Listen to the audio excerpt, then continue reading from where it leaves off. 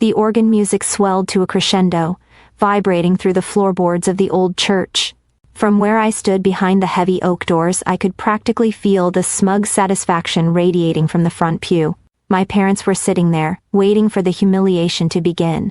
My mother, Carol, a woman who believed cruelty was a form of parenting, was undoubtedly whispering something snide to my father. And my father, Robert, a retired Army major whose ego had ballooned to fill the void left by his stalled career, was likely smirking. They were expecting a broken daughter. They were waiting for me to walk down the aisle in a panic, wearing some ill-fitting department store backup because they had destroyed my real dress the night before. They expected a victim. What they were about to get was a ranking officer. The doors swung open, slicing through the dim light of the nave. I stepped forward, but there was no rustle of silk or lace.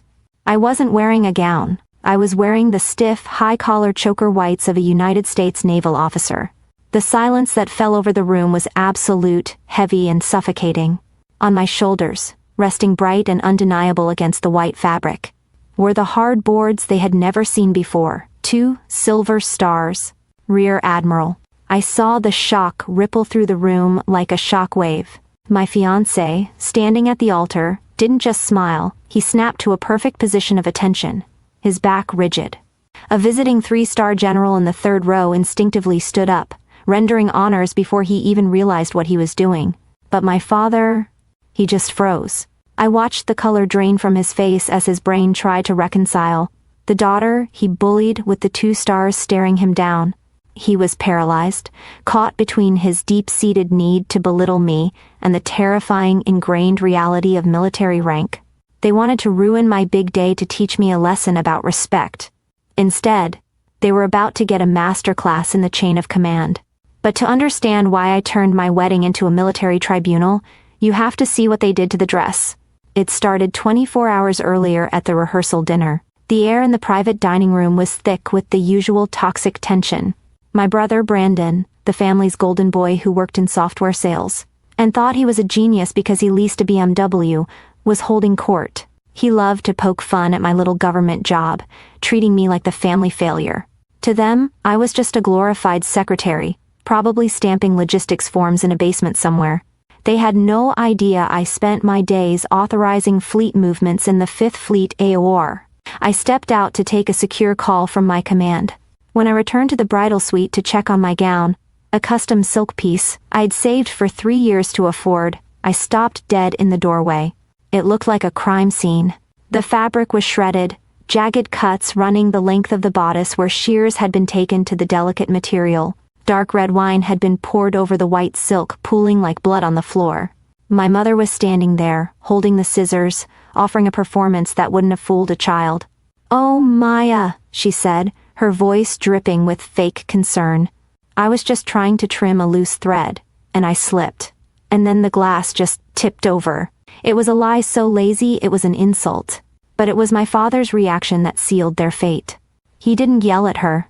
He walked over, looked at the ruined dress, and then looked at me with a cold, satisfied sneer. "Maybe now you'll understand that you don't deserve to be the center of attention. Maya," he muttered, low enough so the guests outside couldn't hear. "You haven't earned it." I didn't cry. I didn't scream. I looked at the jagged cuts in the fabric, and for the first time in my life, I didn't feel the sting of rejection. I felt the cold clarity of a tactician assessing a battlefield. I realized then that the dress wasn't a loss. It was permission to finally stop hiding. To my family, I was simply Maya the mistake, the quiet girl who couldn't cut it in, the cutthroat corporate world, and ran away to hide in the military bureaucracy. They had constructed an entire fictional reality around my life, convinced that my service consisted of filing messy paperwork, organizing mess hall schedules, and begging for government scraps. It wasn't just a misunderstanding. It was a narrative they actively maintained because it made them feel superior. My brother, Brandon, the family's self-appointed golden boy who measured human worth by the lease payments on his BMW, made sure to remind me of my place between appetizers. "I pay more in taxes than your little government salary covers," he said, laughing as he swirled his wine, looking around the table for approval. "I mean, seriously, Maya.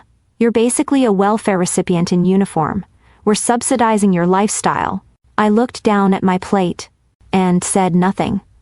I didn't mention that my base pay alone dwarfed his commission checks, or that the housing allowance for a flag officer could cover the mortgage on his overpriced condo twice over. I just let the insult land, adding it to the invisible tally I'd been keeping since childhood. But Brandon was just the opening act. My father, Robert, a man who had retired as an army major 20 years ago and never got over it, was the main event.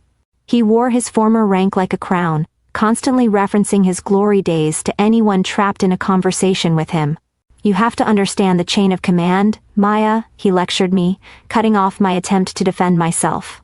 "In the real military, back when I was leading men in the Fulda Gap, we didn't tolerate mediocrity. You're lucky they lowered the standards for your generation, or you'd be washing out of basic." He treated me like a subordinate who had gone AWOL, a private who needed constant correction. It was exhausting. He demanded a level of respect he had barely earned 2 decades ago, all while talking down to a daughter who had long surpassed him. If only he knew where I had been just 48 hours prior. The contrast was enough to give you whiplash. 2 days ago I wasn't Maya the clerk. I was Rear Admiral Maya Vance. I wasn't sitting at a dinner table being mocked by a software salesman. I was walking into a secure briefing room deep within the Pentagon, my steps echoing against the sterile walls of the skiff, the sensitive compartmented information facility. The moment I swiped my badge and the heavy, soundproof door sealed behind me with a pneumatic hiss, the air changed.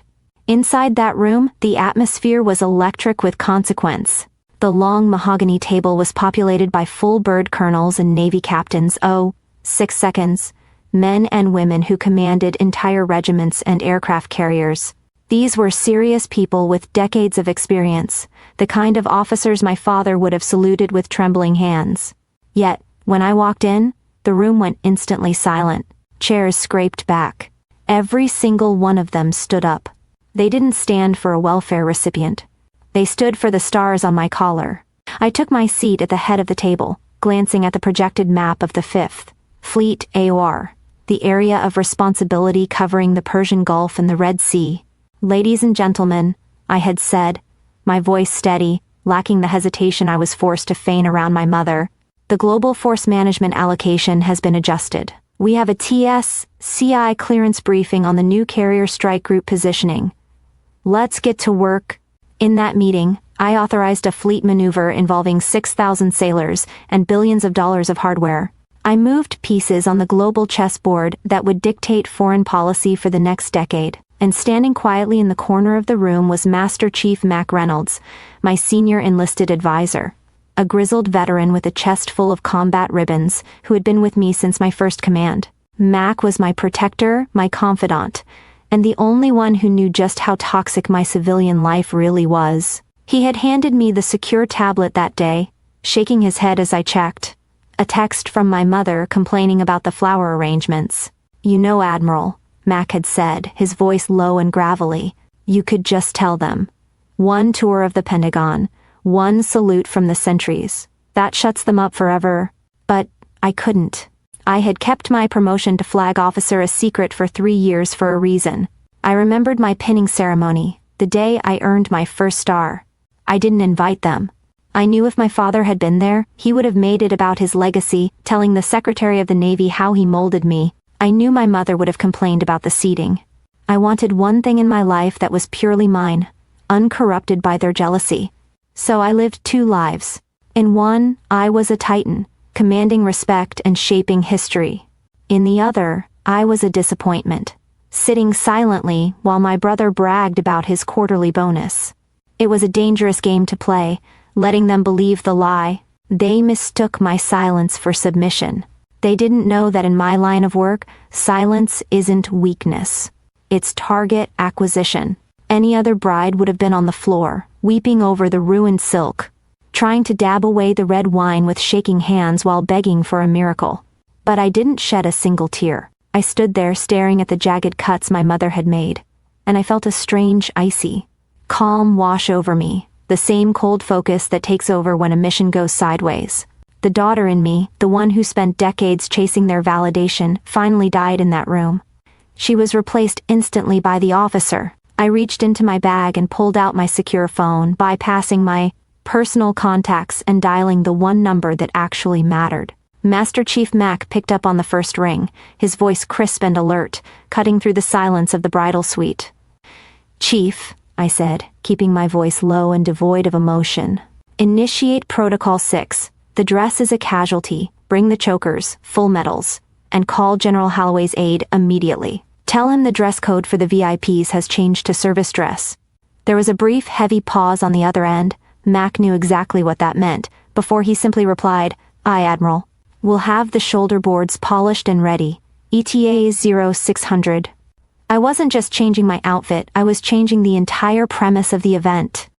I decided to wear my service dress whites, the chokers, a uniform that is stiff, uncomfortable, and commands authority by its very existence. In my mind, I could see Mac sliding the heavy shoulder boards onto the jacket, the two silver stars catching the light like a loaded weapon.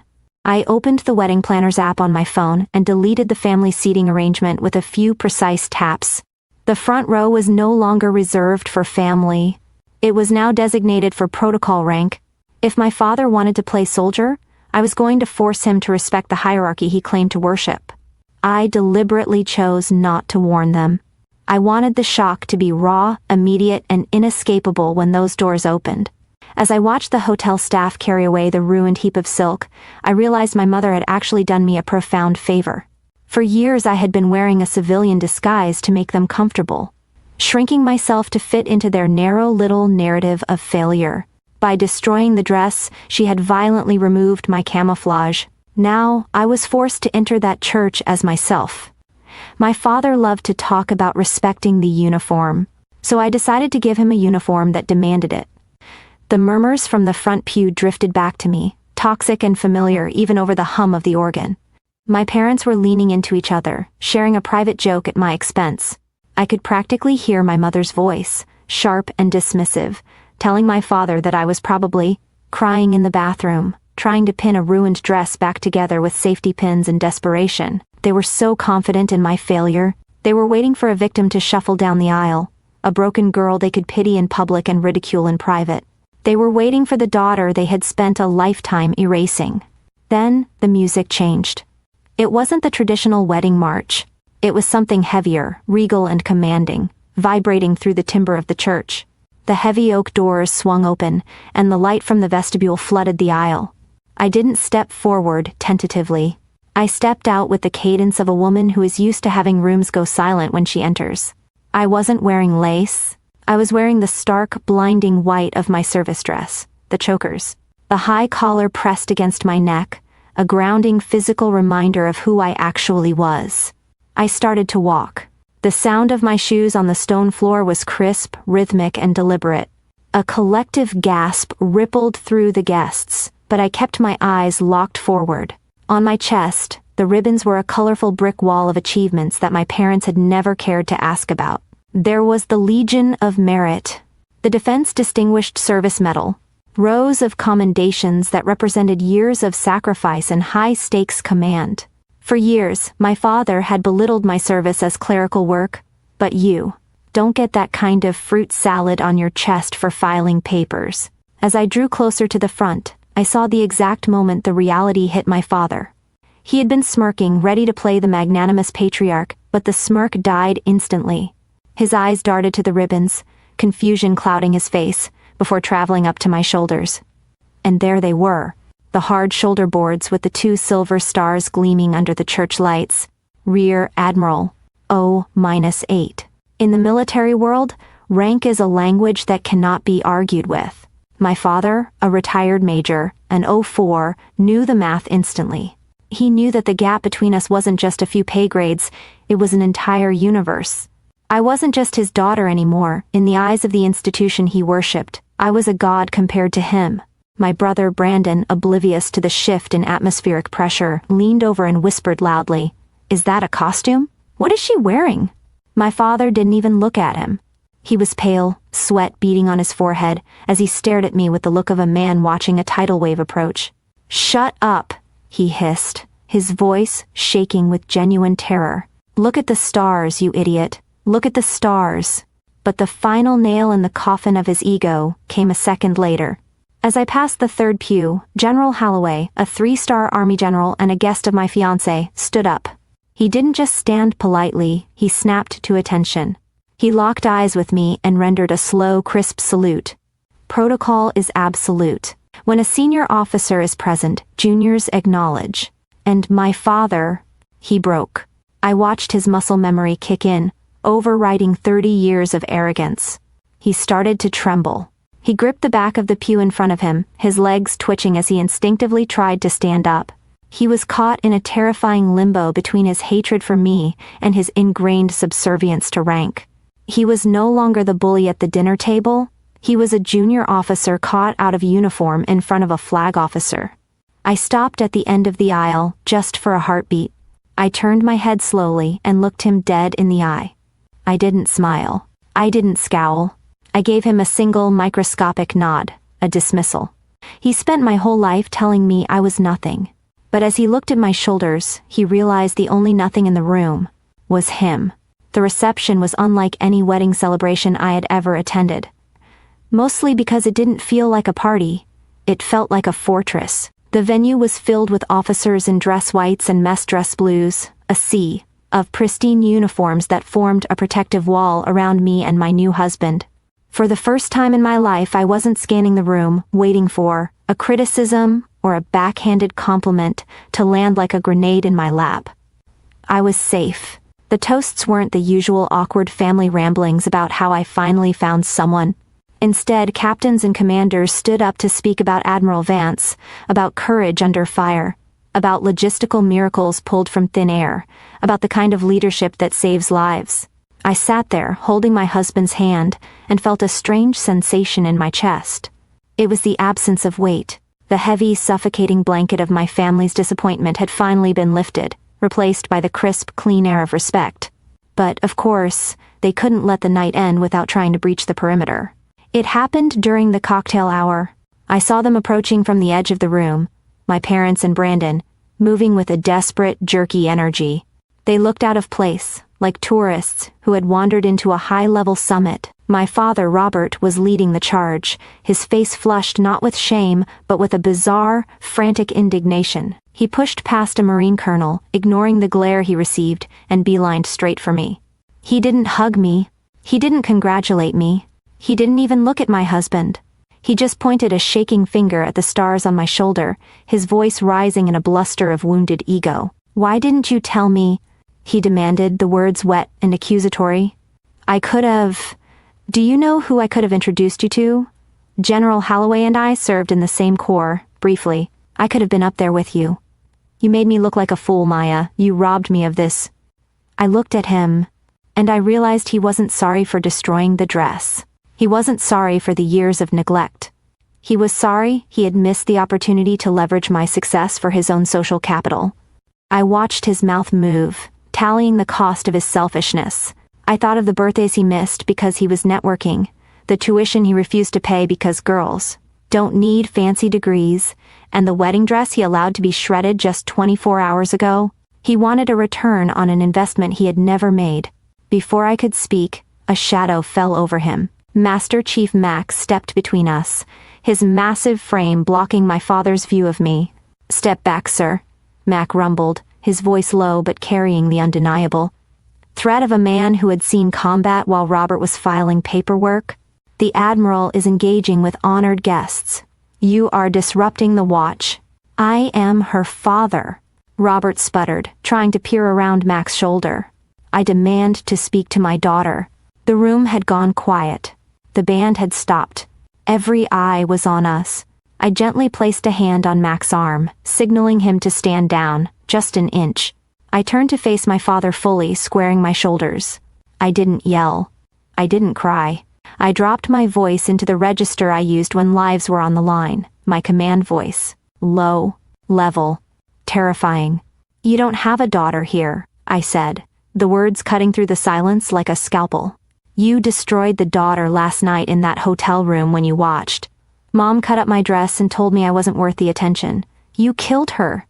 I took a step forward, and for the first time in his life, my father took a step back. "You are left with the officer," I continued, my eyes locking onto his. And the officer has no time for insubordination. You are uninvited, you are a security risk, and you will leave my perimeter, now.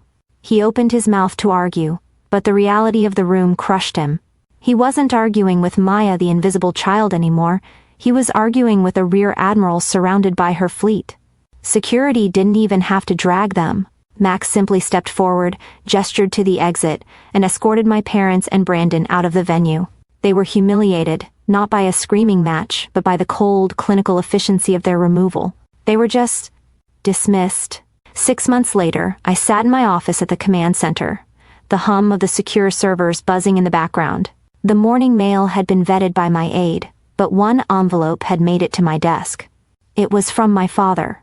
I opened it. It wasn't an apology. It was a request. He wanted to know if I could write a letter of recommendation for his application to an exclusive military country club, citing my rank to bypass the waiting list. He ended the letter with, "Family helps family." I looked at the signature, a shaky scrawl from a man who still didn't understand that titles are earned, not claimed. I didn't feel anger. I didn't feel the urge to call him and scream. I just felt bored. It was an administrative nuisance, nothing more. I fed the letter into the shredder. The machine whirred for a second, turning his desperate request into confetti, and then fell silent. It was just administrative routine. I swiveled my chair and looked at the framed photo on my credenza. It was from the wedding, me in my whites, my husband smiling next to me, surrounded by Mac, the general, and my team. That was my family. I realized then that I hadn't lost anything when I walked down that aisle. I hadn't lost a family. I had simply stopped auditioning for the wrong one. My parents wanted to see me broken in white silk. Instead, they saw me untouchable in white polyester. Rank isn't just about what you wear on your collar, it's about who you refuse to let walk all over you. If you've ever had to outgrow your family to survive them, subscribe and tell your story below. Dismissed.